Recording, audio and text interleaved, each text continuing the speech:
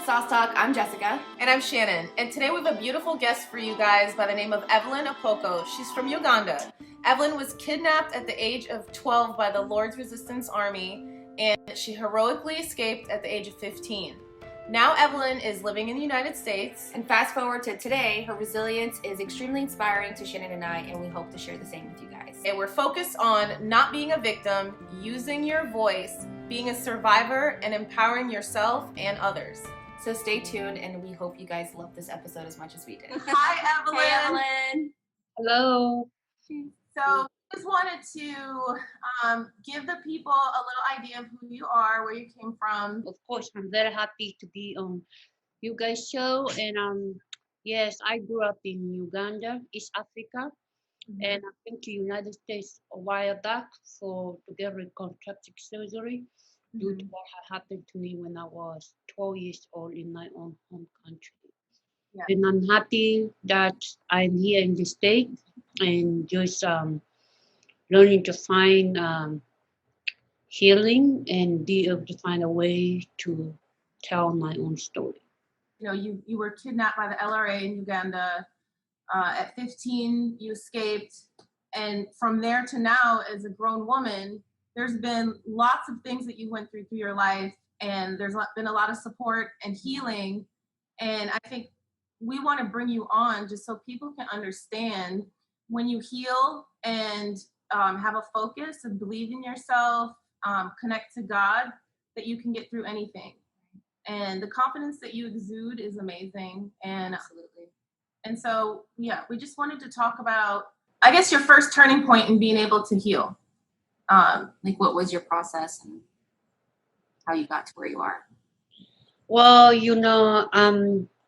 growing up in a small village in my own country, Uganda, I had a very supportive family, mother and father, brother and sister, and also my village members. People are very supportive people, and of course that helped a lot with after I got abducted by the Lord's Resistance Army, known as LRA.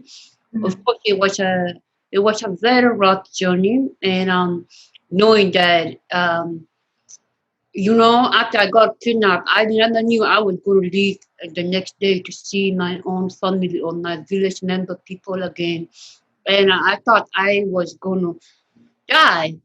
But since I have been blessed with amazing parents and people who care about me so much, that it helped me a lot during my time when I was in captivity. Yes, in the LRA, a lot of stuff happened when I was there, and I had experienced a lot of unimaginable things that a human being should not never had to experience.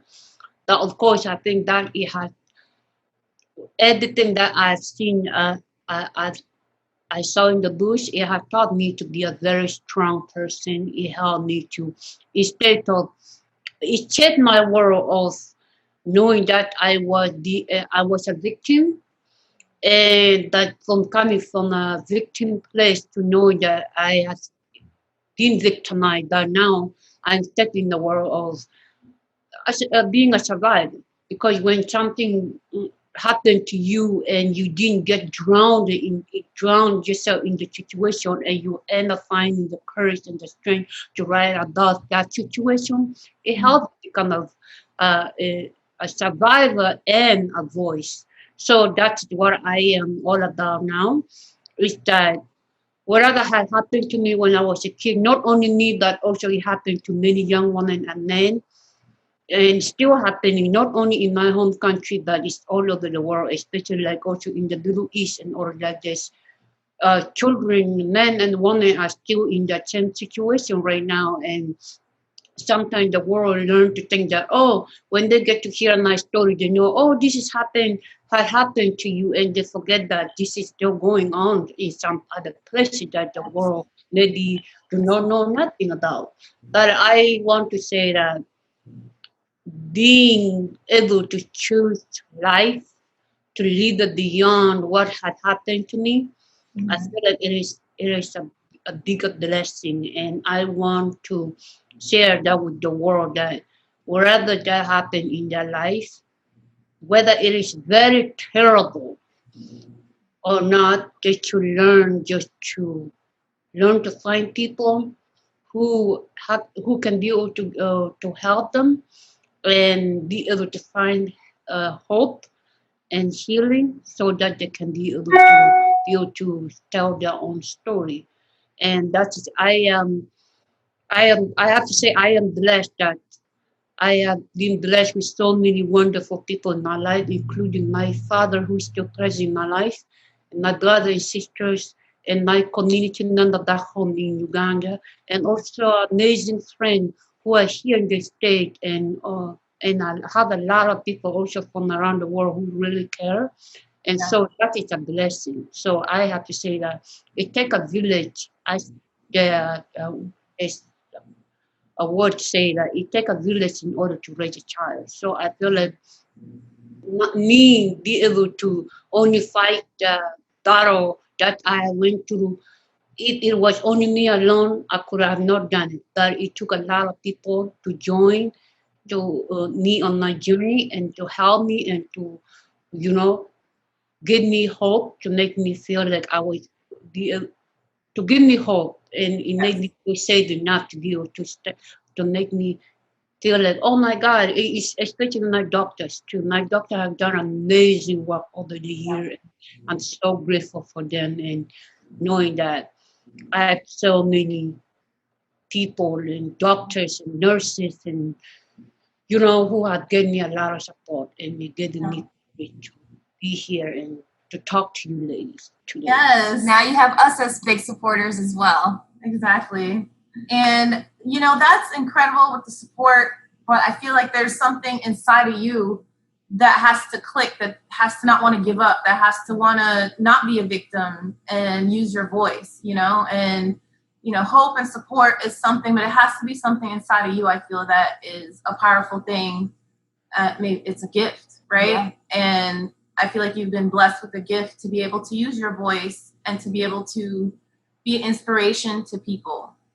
And, the world is a cruel place, but, like you said, with support from your doctors, your friends, and building relationships with people, you've been able to get far. But, I feel like you should give yourself some credit because there's something. At the end of the day, it's all you. Yeah, there is something so beautiful inside of you that's why you're here, and it's not to say that the people that didn't make it in the same situation from when you were in it or to now that they're experiencing it every day, but you have this God-given opportunity to use your voice. So I feel your purpose is great. Yeah, and I feel that's super powerful. How do you feel that? I don't know. What was it that you focused on when you were in the situation you were in as a child? When I was kidnapped by the Lord Jesus Army, of course, I did not know I was going to make it. But of course, after being with them for some time, I have learned a lot of things and I have seen so many terrible things that happen to so many young women and men and children. And it just, I just, I had to focus on, even though all of those things in my surrounding were all terrible, had to focus on the positive side of it, of all of it.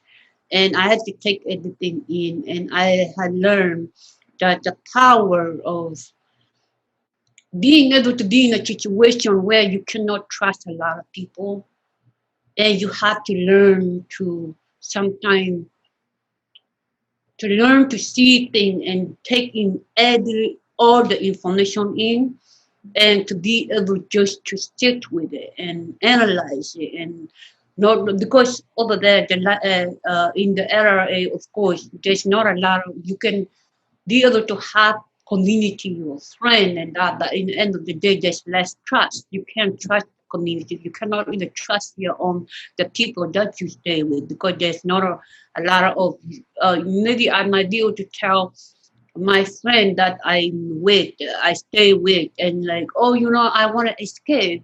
What about if that person end up turn the word against you when I told maybe another big commander. So you might get in trouble and it might cost a person life. So so there was a lack of trust in the area. There's a lot of lack of trust because you could not trust anybody. Only person you have to lean on to trust is your own self, and knowing that you get to learn to your own about a lot of things about your own weakness and your strength in that. And it just I thought to a lot at the age of um, 13. I just after the bomb explosion happened and see I seen a lot of young people die on that day. I came to realize that also my life was on the front of everything. I just happened to get hit by the bomb explosion that changed my world. It had, I did not know I was going to make it. All I wanted to know was that God will allow me to make it. But in that situation, even though I felt like I have so many human beings in my life at that time who were living with me in the bush, I lost hope, I lost trust, and I felt like Yeah. I just felt God around me. I said, God, I want to be alive. I want to be alive. I don't want to give up life. I want to live life. And that promise that I made to God, I said, God, I want to be alive because I want to tell this story. Because I don't know how many people are going to get to survive to tell this story that I want to be alive. So learning to find my own strength, to be so thirsty for life, like hungry for life. I Yeah. want to live life. And of course, that gave me a lot of courage. It gave me a lot of strength. It gave me a lot of strength to see what is around me, even though it's so negative. And I just see the bright side of it, all of it. And because I told God, I said, God, I want to be able. I know everything's gonna be all right. So finding the courage, the strength, and being able to just live life one day at a time, and just surviving it is, I, yeah, actually, that's what shaped my world. I think learning your own strength is so important, and it gives you, once you know how strong you are and what you can get through, like you're unstoppable. And I feel like you've been through the worst of the worst, and the fact that you're here, you're telling your story, you know how strong you are, you know what you're doing, you have a plan. Like, I think it's absolutely amazing. Yeah, and not giving up. Yeah. And There's a lot of people that would give up. I think we had touched on before with George Floyd and what happened earlier this year in our country. And, people's attention spans are very fleeting. They connect to these massive tragedies and horrible stories we hear, and people are compassionate. It's not everyone is cold-hearted, but at the end of the day, it's like our attention spans are so small. Everyone jumps on the bandwagon to support, and then that kind of fades away really fast. It's like a couple weeks, and then everyone's right back to their usual thing. Right. People are just posting and posting, but they're not really helping.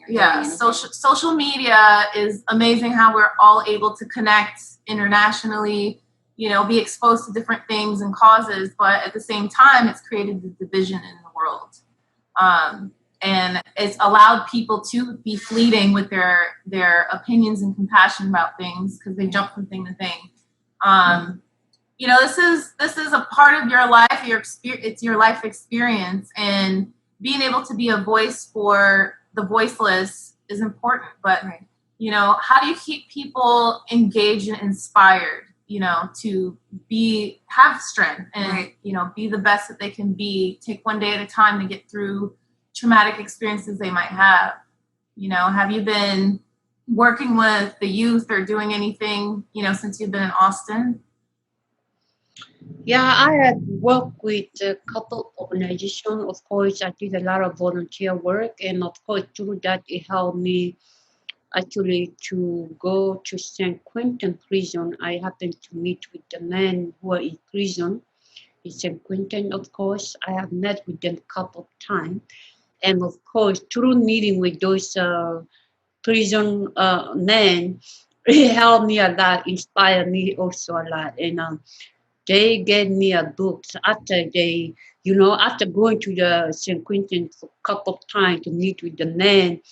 To them, I became sister to them. Like they call me Sister Evelyn. Sister, every time when I go there in there, they just it's like a Christmas moment. It's just like there's a moment where like they just they just show this amazing love, and they just like, oh my God, I want to. I'm so inspired by your story. Don't give up, sister. Don't give up. And one time, one of the amazing things when I went in there, it was on my birthday actually, and they started like wishing me happy birthday, and oh my God, we wish we could do something for your birthday. My God, you come a long way, especially like the brothers who are in there, the black, Spanish, and some of the white too. Like, oh, you come a long way from the promised land, and I want to go to Africa.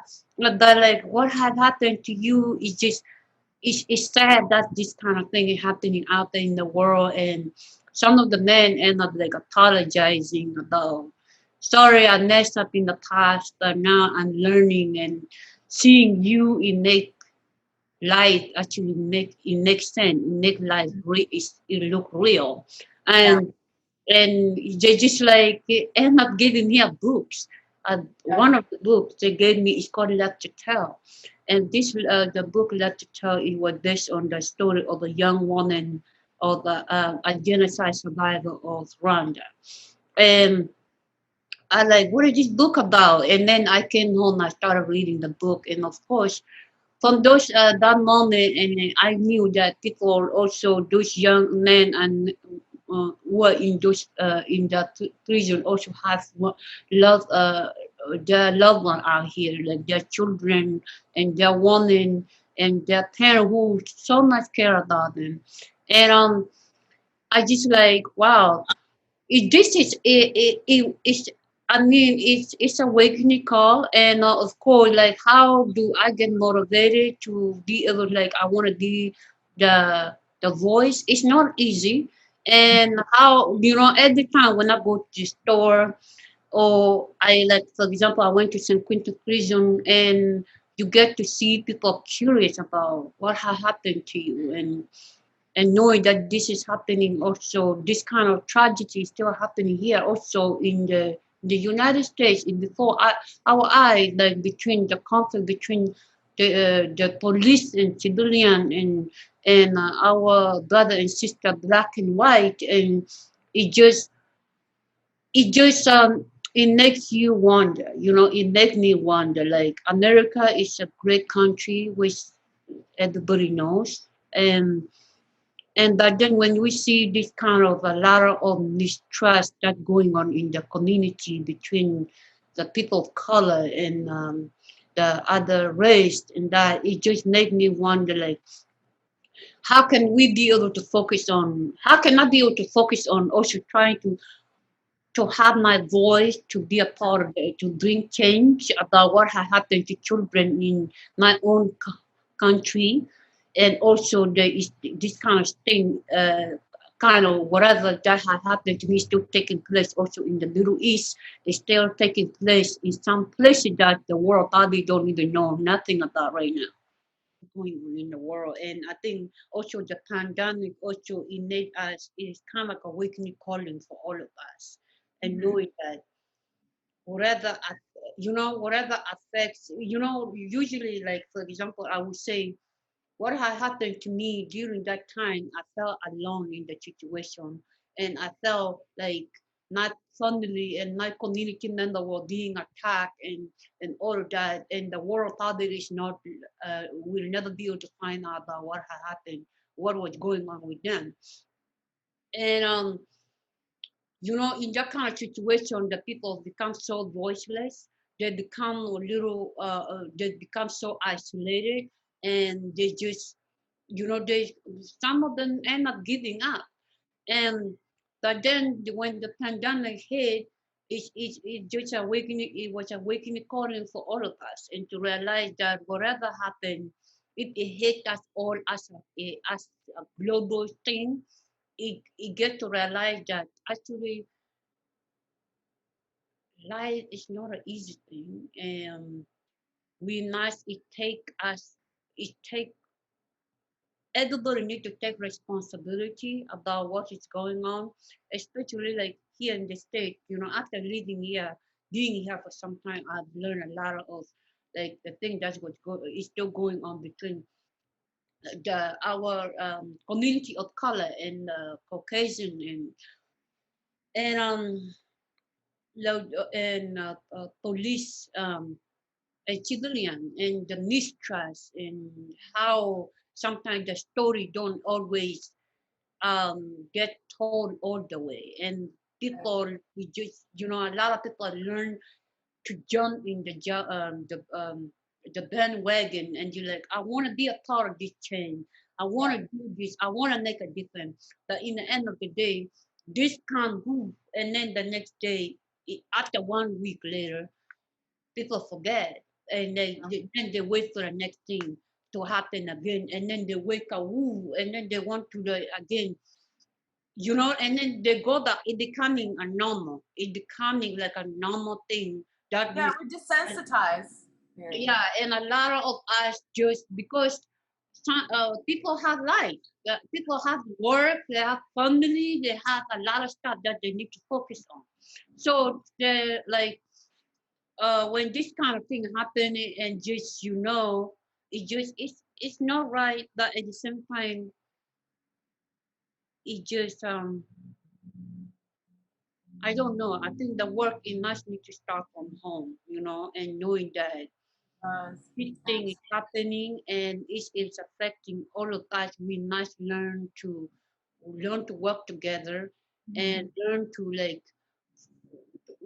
just like work with some people who are out there who can be able to just get us a reason why certain things are happening, and we can be able to work together as a team, not as some people know more than other people, and there's some people information, a lot of the information are being hidden from them, and so certain stuff happen, and we just jump in the bandwagon, and we want to be a part of the change. We want to be a part without getting the full story of what is happening.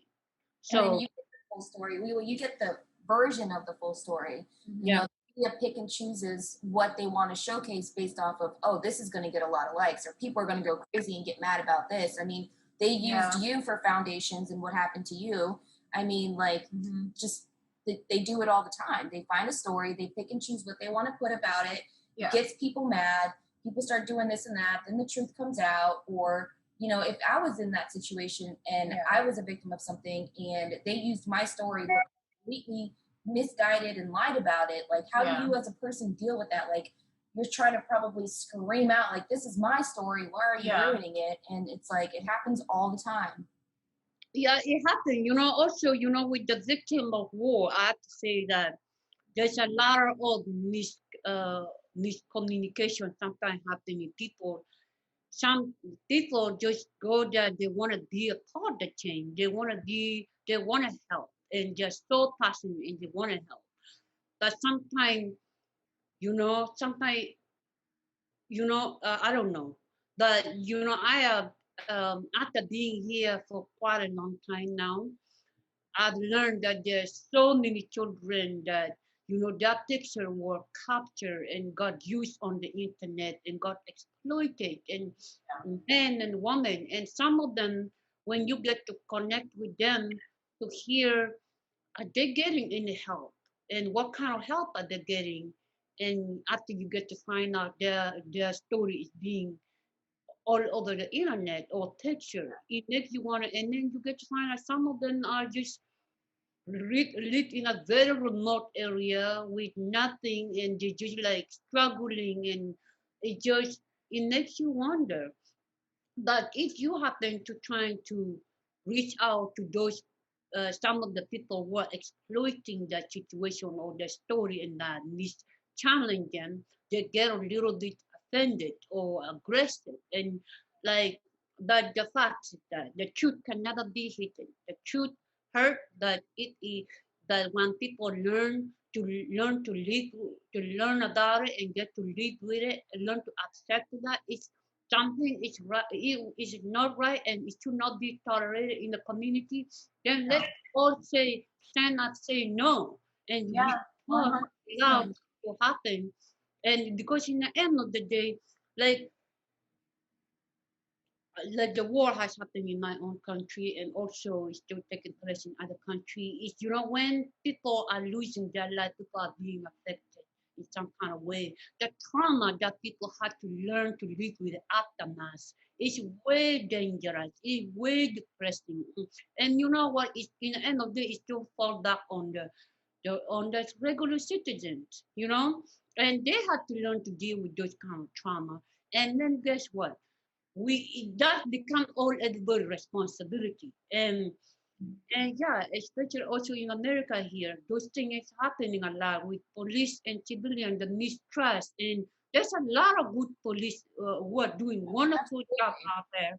And also that the way how sometimes the way how the story are being portrayed on social media, it makes you wonder, making look like every police officer there bad. And the way they paint the image on certain people, or this paint is similar way of how they paint some story to make it look darker than the other, and then it makes people get like caught up. Like I We guess talk about that all the time. Yeah. it happens all the time where people now, the regular people get confused. Like, I don't know which side to stand on. I'm just it's gonna be, I guess, that's why people like George, the case of George Floyd. When those things happened, if George Floyd was alive, probably he could be able to tell us more about what had happened and to make to educate the public. But since his life is gone, and he has a little daughter who will never be able to see um, his father again, is sad. And knowing that this has happened before our eye, and a lot of people lost their business, a lot of people, it created a lot of anxiety and frustration. It became our brothers also around here, like black brothers, and who just had a lot of mistrust when you come to police. And the best thing they can say is just like, F the whatever, the F word when they see the police, and they're scared. Yeah. But the question is, for how long can we be able to create an environment or a nation where the people have to be scared of their fellow human being? Yeah. Especially when we have these police are being, there's a tax money, people work so hard and their money going to pay them. Yeah. And how can you be able to know I wake up very early in the morning to go and work and my money being deducted to go pay the person I think that is going to protect me? And then if I'm scared from that, those Yeah. kind of group of people, what kind of image can that, it's a lot, especially when you come to a community of color. And there's the way they paint the community, and especially when it comes to the young men and women, and how the image that they end up paying them going back to slavery. And they took so many people to channel the system and to say we cannot continue to live in a world whereby there's some people are far better than others. And it just and some people their lives they lost their life in the mix, like Martin Luther King, and Yeah. they got fed up and like say we cannot continue to live in a world which is like this. This is messed up. And today we have they put some kind of law in place to help our brother and sister to vote or to do the thing that they're not used to do. So I guess with the police also and civilian and the way how they paint some group of people, how can we be able to sit together as people and just trying to understand, you talk to each other, not over each other, to understand and to put some kind of policy in place, and where the certain thing cannot be tolerated. Some stuff is messed up and it need to stop. And we cannot be able to have a national group be able to live on the edge where they worry about what's going to happen next. And a group of people have to worry about their children, like being a rich the child. They cannot even trust that if their son go to a convenience store, then they might not be able to make it home alive. And that is the same worry that my parents used to have when I was kid growing up in Nigeria when the war was going on, where they worry about my parents worry about me and my brother knowing that if I happen to go maybe to grab water from the well, I might end up getting kidnapped. And it was a very worrying environment where it just get to find out a world is a free world whereby God made it for all of us. How can we be able to work together to make us feel safe, and we can do to trust our fellow human being and live in it as people, as human beings? And that comes with like healing too. Like you have a lot of, we all grow up with traumas and, you know, abusive households with alcohol, drugs, things like that. It all just depends on really trauma, right? And how you heal. There's a lot of, I feel like there's a lot of officers that are dealing with issues that they dealt with or went through when they were younger, and they're like, I'm going to be the big tough cop, and they come in already aggressive and angry no matter what. And then there are other cops that are like, I've been through this, this, and this, and I want to help. You know, just like there are doctors that are just so used to a dead body that they're like, oh, just write it off, insurance, or, you know, there's good and bad to everything, to everything, literally. You know, you have your good doctors, you have your good police officers, you have your good, bad daycare workers, you take your child to a daycare and you trust that they're going to take care of you, but then you see on the camera that they're beating your child. Like, we put trust into people, but then it easily gets broken sometimes. You have kids that go to their uncle's house that are being sexually abused, and it's like there's so many things, and it's all, I feel like, based off of trauma and what that person's gone through that now they never healed, so they're pushing it off on everyone else. And you know, like the fact that what you've been through and that you're clearing your trauma, you're working through it, you're staying positive, you're sending a great message. Like, I think that's what more people need to do. People need to face what they're going through, heal, figure out how they can heal, have your support system. Like, we've gone through some things together where if I didn't have a friend like her, I would be like, I don't know what I would do. You know, you need to have that grounding foundation, and it's like, we could be better.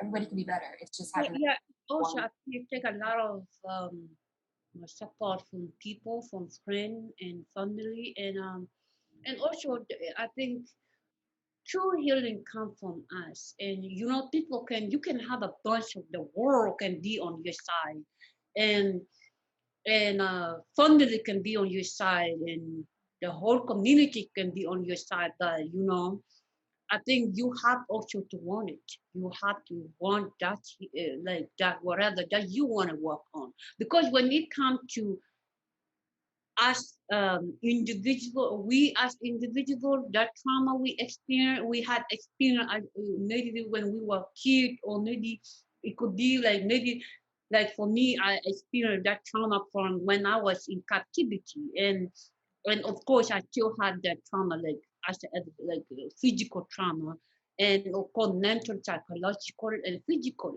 and of course it that, you know, it just, you got to learn to know what is really important in life and put your focus on it. And why am I keep saying yes to life every day despite of what I am going through? And when that everybody get that answer, and you know, find the clarity, then it's gonna push them to draw them to do what they feel so passionate about. And when you go to do something with clarity, you got clear. I don't know. Some people get that clarity from, you know, God, because you know they're connected with you know, the spirit which is bigger than them, and I call it God. I don't know.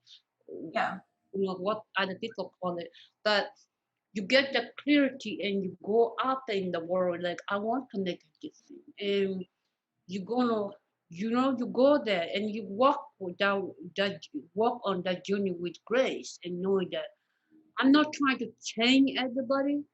That I because true changing or true healing starts with oneself Yeah. before you can be able to take that out there in the world. So getting to find that true healing, it comes with um, you have to want it. You have to want it. And like the thing with all the brothers who are in the police force and maybe in military and that, sometimes they end up maybe, especially in the military, they end up experiencing a lot of trauma. And some of them, like they go to war and just to fight. Yeah. That is what they have been trained, and they have been, that's what they have taught them to be aggressive. And then after experience this heavy trauma, they come back in the society when they got traumatized and everything else. And you have to find it's so difficult. And like I want to join a police force. I want to go, Navy, and they get accepted. Yeah. And when they get accepted, and then like all this turmoil going on with police and civilian and all that, it end up boiling up, and they end up becoming aggressive because they know that that's what they have learned as they Yeah. in the military. So that's what they're good at. So they're not going to be so friendly with civilians, even though as civilians we want them to be friendly to us. Yeah. And I feel like that's part of the, not to cut you off, the defund the police situation. I mean, there's a lot of divide with that, whether you agree with just taking money away and making police presence less of a thing in society. I feel that people need to do the reform. So for me, I feel that if anything positive about a defund the police, it would be to have better training, have therapy for people, because cops are human beings also, right? And they, like you're saying, have dealt with massive amounts of trauma. The things they see, we would never see a regular civilian. So it's that split, right? You have, the brothers and sisters in society that have to fight so hard to survive and feel trapped and feel like they don't have any resources, and then you have the other side where the cops are feeling the same way with their transgressions and the things that they see every day. So it's like, how do we meet in the middle? It has to be some balance in the police departments and law enforcement, and be real. Like I feel that people just have these masks and go around and just have like this pressure to be a certain way in life. Like cops have feelings. Like you don't have to, cops that have PTSD just from the shooting that we shootings had that here we in had Orlando, the Pulse nightclub shooting. They still deal with that, And and they're humans and they need therapy too. Right. It's like okay for cops to have therapy, and Right. So yes, healing is important, and it's important on an individual level and on a community level. And like you were saying, people need to. I feel that one of our core values for Sauce Talk is being in service of others. So sometimes, it's like people need to step outside of their world and their bubble and go help someone. I mean, you went to San Quentin, right? Like you didn't have to do that. But by doing that, not only did they give you a boost, they really probably felt inspired by you and felt good about themselves. They might be looked down upon because they're criminals and did bad things, made mistakes, but they're still a human being, And those little efforts, stepping outside of yourself and working with the community, really help. Like Jess is very big in working with the NBA and the Orlando Magic here and volunteering a lot and helping kids. So yeah. I've helped her sometimes. Yeah. And what it is, I think people are just fearful to commit to things. I guess it's fear of judgment and stepping outside of your bubble Yeah. to do good, taking it's an hour of your time Right. to do something good for someone. So what's next for you? What are your future plans? What are you working on? Yeah. I know you said you like fashion and stuff like that. So who's Evelyn now?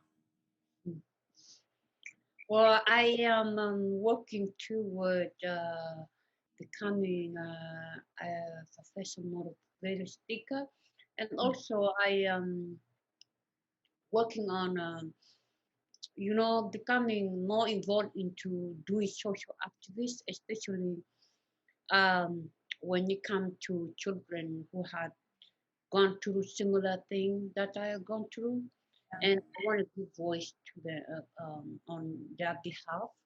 And also, I'm very passionate about fashion. I love beauty because beauty comes in many forms, and I want to show the world that whatever that happened to you did not kill you. Find a way or how to find beauty in it. And I feel like even though my physical scar looks from outside, that inside myself, I thought I have met a lot of people who have taught me and who are being with me, advising me and that. And I'm learning to love myself and you look myself in the mirror like I want to inspire young women and men and who are just, sometimes like, especially now after I've been here in the States quite some time, I've learned that a lot of women struggle with so many stuff, like their weight or like just like scar and that. Yeah. It, you get to find beautiful young women, they have really nice curly hair and they like, I don't like my hair. It's too curly for me. And it's too straight. Oh, it's too straight. I want so it is a part of human nature and I want to help bring bring some light into that and like just uh yeah, that's what I'm working on. Fashion. I want to become a model full time, and also Yes. Work I it. uh, oh my god, yeah, there's a lot of stuff. I'm just right now working on building up my platform and just to just to continue doing what I think is best for me, and also it's gonna help make a difference out there in the world. Exactly. How tall are you, Evelyn? Oh my God, I am not that tall. So I'm like, the doctor said I'm 5'5". So I said, now, ever since they have it on my ID, I'm like, okay, I'm 5'5". I don't think I can be, No, uh, you can work those runways. honestly, I don't think I can make it like, but I'm not going to put a limitation to that because of my Yeah, height. exactly. But I just like, yeah, I'm just learning to embrace everything that the world don't like. And just like, oh, the world don't want, like, I do like, okay, let's learn to work with it. Yep. And so, yeah. She's a little model. She does modeling too. Sometimes. Not a lot. It's fun. I'm shorter, like 5'7", but times are different because companies want real looking people, and not everyone is 6 foot tall. There's still that niche of runway modeling, but I do commercial type. We'll take photos and do like a photo shoot, and she's working the camera, and all I know how to do is smile. You can Just gotta be yourself. I know you gotta be yourself. I mean, like I had some people who like came to me say, "Oh my God, you are very dark," and I'm like, "What is that even supposed to mean?" Yeah, I'm dark. Are you dumb or are you dumb? Like, yeah, I love my dark skin, and yeah, I love some kind of like people who throw out a random comment. I like, okay, yeah, and I just love my darkness. I know, it's flawless. Yeah, beautiful. Yeah, what do you use on your skin? Because your skin is perfect. I'm over here like, oh my God. Like write a whole story on my forehead. I take I put a lot of coconut oil on this face. Oh. But I met a lot of people who work in the, I don't even know, like skincare, something like that. So they had given me like a lot of like oil that it helped me just to like put it on my scar. The natural stuff, like holistic. I know And care. I go in the mirror, I do like, ooh, nice car, getting softer. So it helped me a lot. Yes. Self-care, self-love, Yep. self-confidence. I know you gotta start from somewhere. You gotta start with you, and I think we have to learn to love our own self, love Mhm. our own BS in order to help us to love other people's stuff too. So yeah.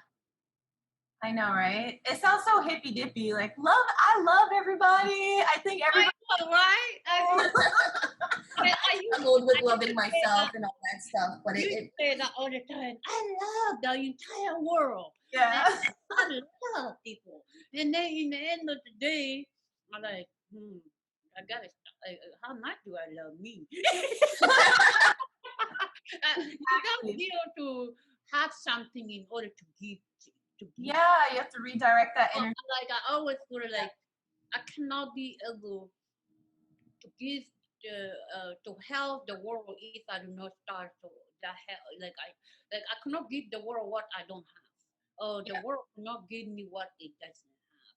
So I think it starts with oneself. You gotta realize that, and you gotta learn to know I have enough love to give in order for me to give it. But if I don't have it, it just so, and sometimes I do. I have noticed some people just learn to help other people as much as they can. But in the end of the day, they're so empty. You know, they're so empty. I like you gotta start filling your own cup first before you can go fill someone else's cup. So when you, in order for once you learn to do that, it's gonna help whatever you're trying to do out there. It's gonna create meaning, and that meaning it's gonna do is create more inspiration. It's gonna inspire other people. They want to continue that, you know, that whatever that is you're doing as a legacy, and not that yeah, someone has helped me or someone has inspired me, I want to continue with the legacy.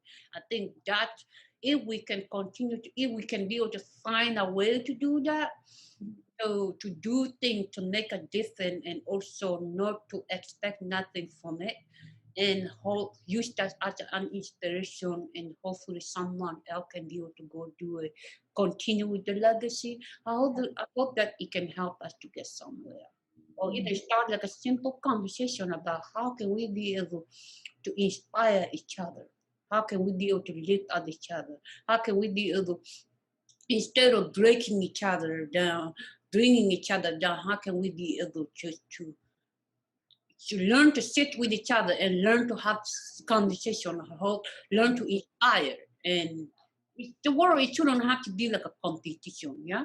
It shouldn't have to be a competition.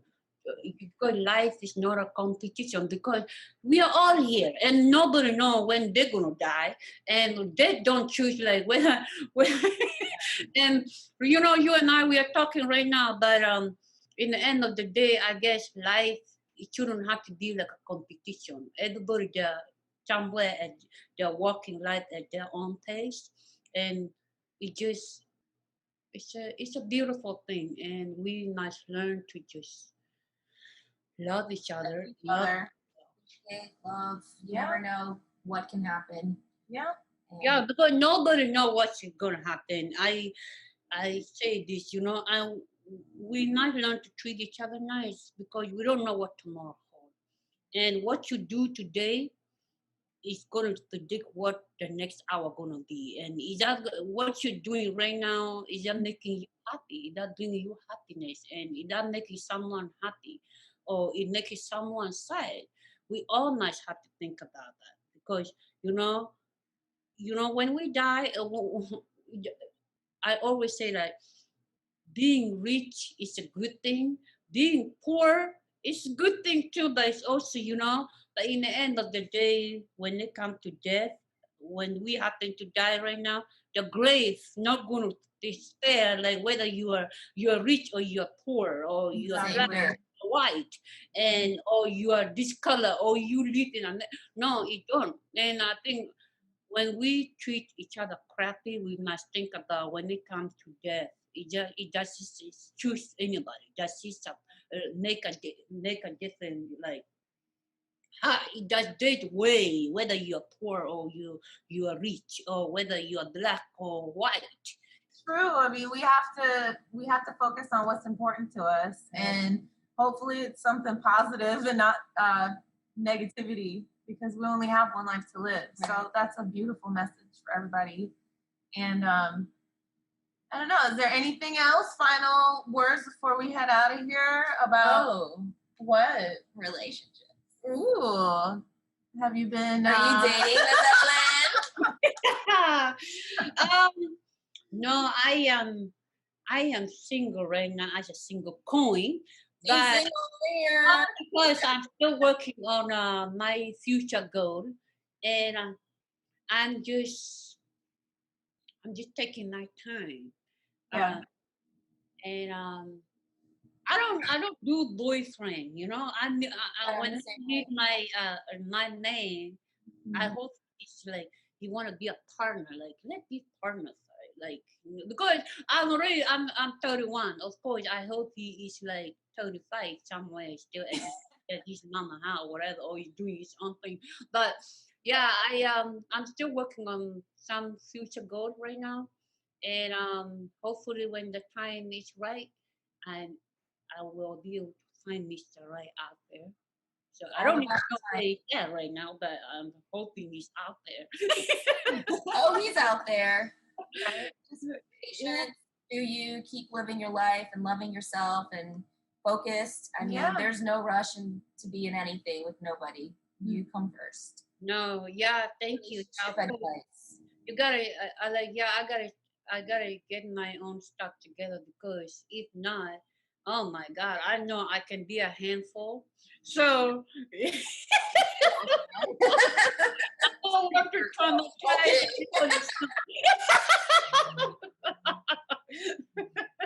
so I want to make sure when he walk to say hello to me, I hope he already know what he's getting. He will get. Here's my resume. Yeah. Awesome. I love your spirit and I love everything about you. Yeah, you're amazing. And I feel so grateful to be able to talk to you and meet you.